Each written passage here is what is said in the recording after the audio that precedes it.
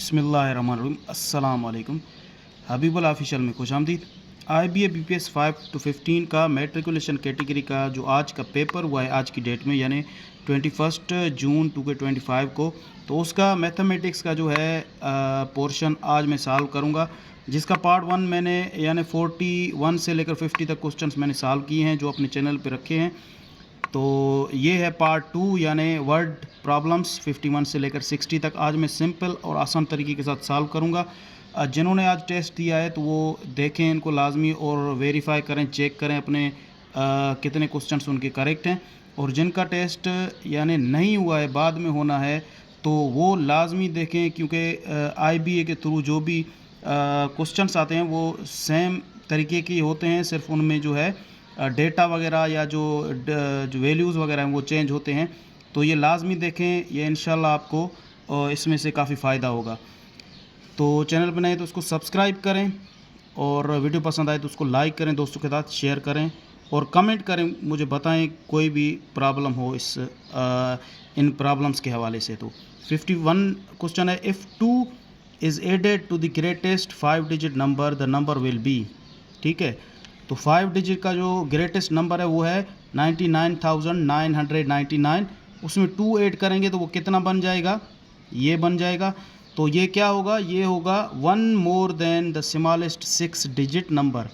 तो 6 digit number है जो ये 1 ख़त्म करेंगे तो 6 डिजिट का नंबर होगा, लेकिन स्मॉलेस्ट और ये 1 मोर देन, ये 1 अगर ऐड हो जाएगा तो ये मोर हो जाएगा, यानी डी 51 का करेक्ट आंसर है डी। जिसने मार्क किया उसका ये बिल्कुल सही है।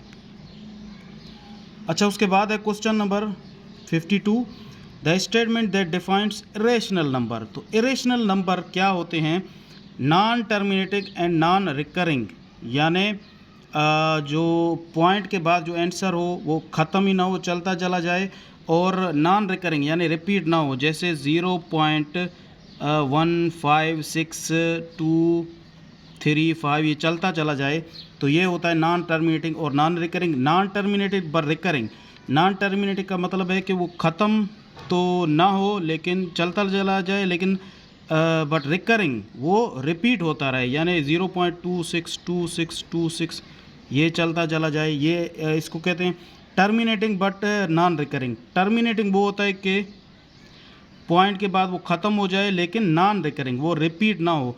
0.267851 यहाँ पे आंसर ख़त्म हो गया, ये चल नहीं रहा है आगे।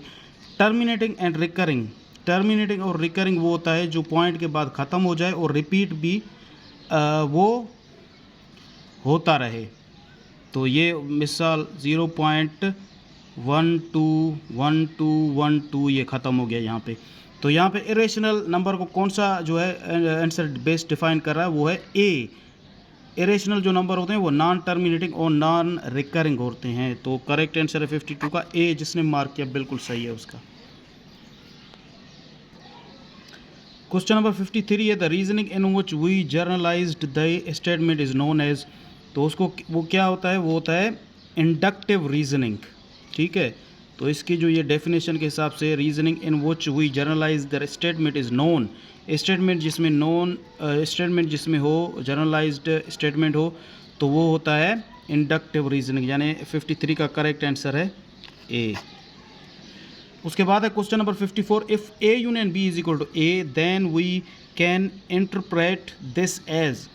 तो इसका है, ये है ए सबसेट ऑफ जो है B, proper subset of B, A intersection B is equal to A intersection B is equal to B, या B superset of A. तो इसका 54 का जो करेक्ट आंसर है वो है C, A intersection B is equal to B. तो ये जिसने मार्क किया उसका बिल्कुल ये करेक्ट है।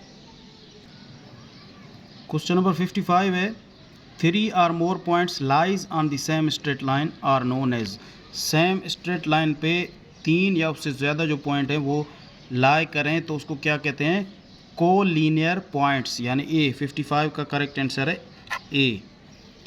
अच्छा, उसके बाद है क्वेश्चन नंबर 56, 15 इज़ 20% ऑफ वाट, यानी 15 20% है कौन से नंबर का, कौन से जो है डिजिट का, कौन से वैल्यू का जो है 15 जो है 20% है। तो इसको कैसे हम सॉल्व करेंगे, सॉल्व करके रखेंगे इसको। 15 is equal to 20% of what, या 20% आप समझें कि एक्स, वो वैल्यू एक्स है। तो इसको सॉल्व करेंगे कि एक्स वो कौन सी वैल्यू है। तो यहाँ पे 15 is equal to 20 divided by 100 multiply by, of X का मतलब होता है मल्टीप्लाई बाय एक्स। तो यहाँ पे एक्स की हमें वैल्यू चाहिए, तो यहाँ पे ये ऊपर चला जाएगा और ये नीचे होगा। यहाँ पे होगा 15 इंटू मल्टीप्लाई बाय 100 डिवाइड होगा 20 के साथ। तो सिंपली यहाँ पे ये ज़ीरो ख़त्म हो गया। यहाँ पे एक दफ़ा 2 का, यहाँ पे 5 दफ़ा, तो 5 को मल्टीप्लाई करेंगे 15 के साथ तो आ जाएगा आंसर 75।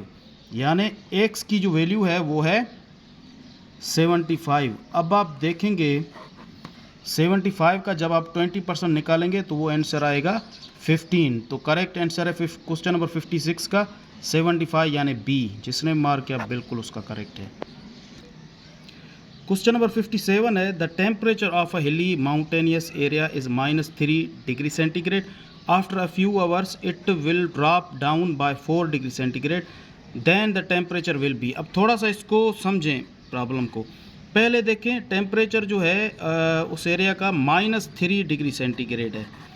उसके बाद ये बोल रहा है कि वो ड्रॉप हो गया टेम्परेचर, कुछ घंटों के बाद फिर से ड्रॉप यानी नीचे आ गया। कितना वो ड्रॉप हो गया 4 डिग्री सेंटीग्रेड। तो याद रखें जब भी टेम्परेचर कोई चीज़ ड्रॉप हो तो वो माइनस में वैल्यू आता है, और अगर राइज हो तो फिर वो यहाँ पे राइज होता तो ये प्लस में होता।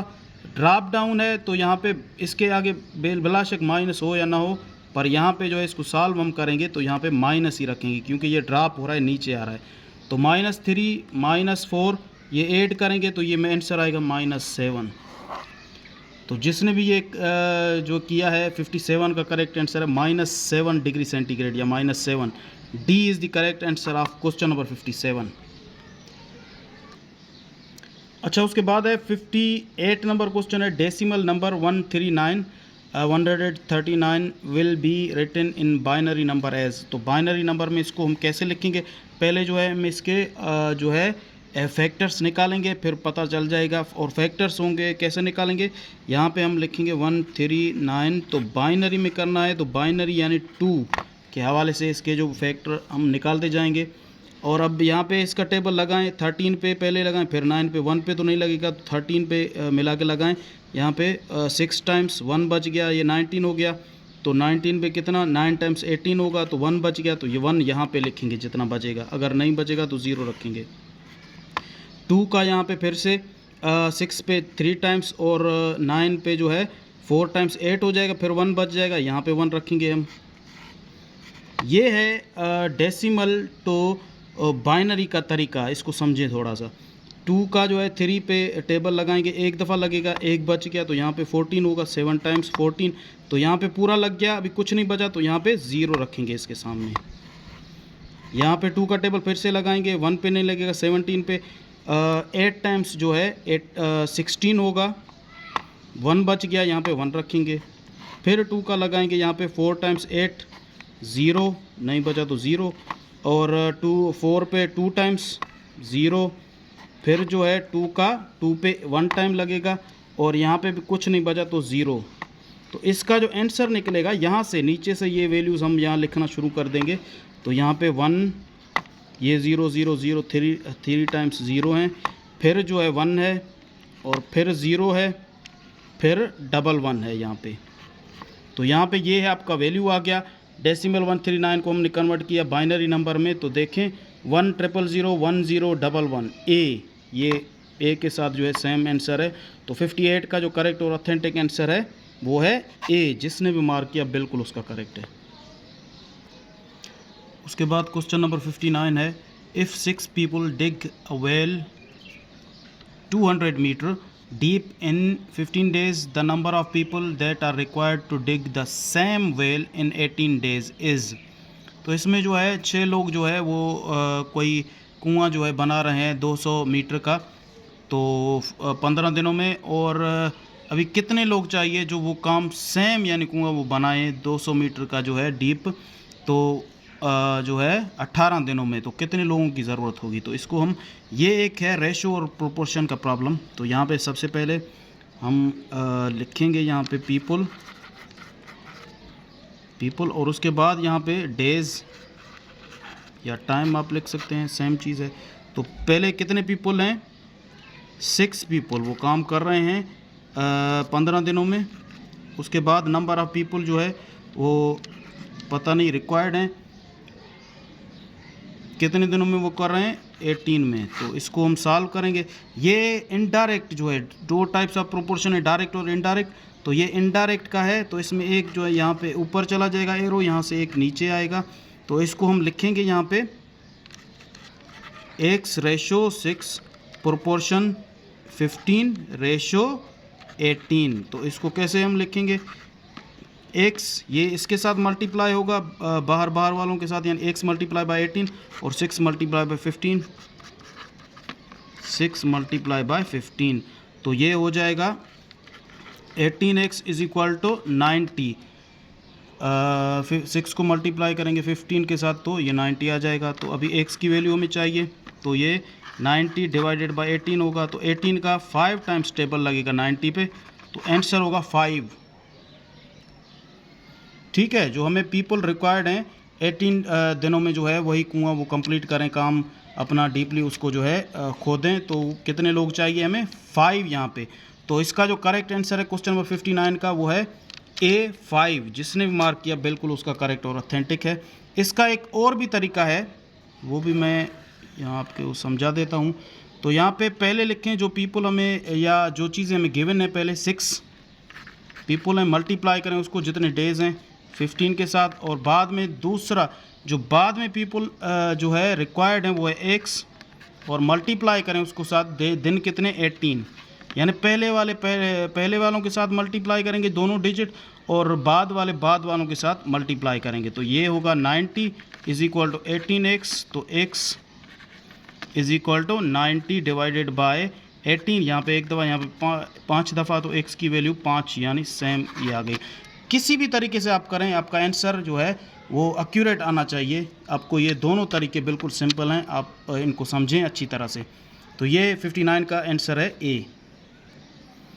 अच्छा, ये मैथमेटिक्स का फाइनल क्वेश्चन है 60। Sana's school is 90 metre in the north and the market is 12 metre in the east of her home.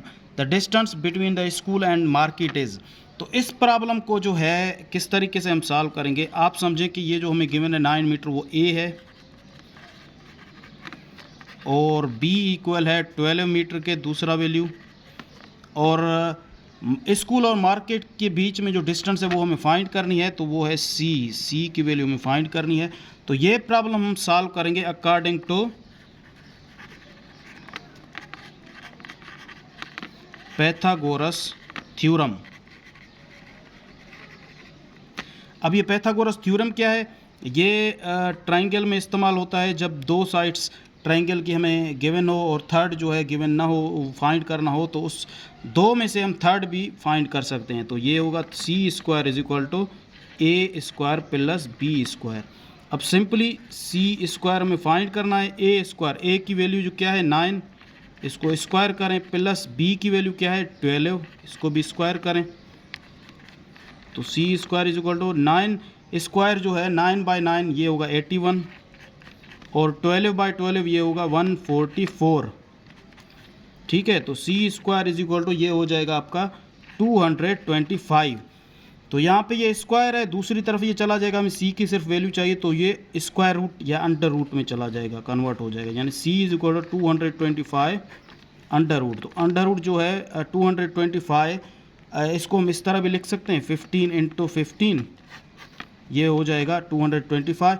तो c की जो वैल्यू है वो है 15 मीटर। ठीक है, यानी जो डिस्टेंस है between the school and the market is वो कितनी है 15 मीटर। तो क्वेश्चन नंबर 60 का जो करेक्ट और ऑथेंटिक आंसर है वो है 15 या 15 मीटर। जिसने भी मार्क किया उसका ये बिल्कुल करेक्ट है, सी।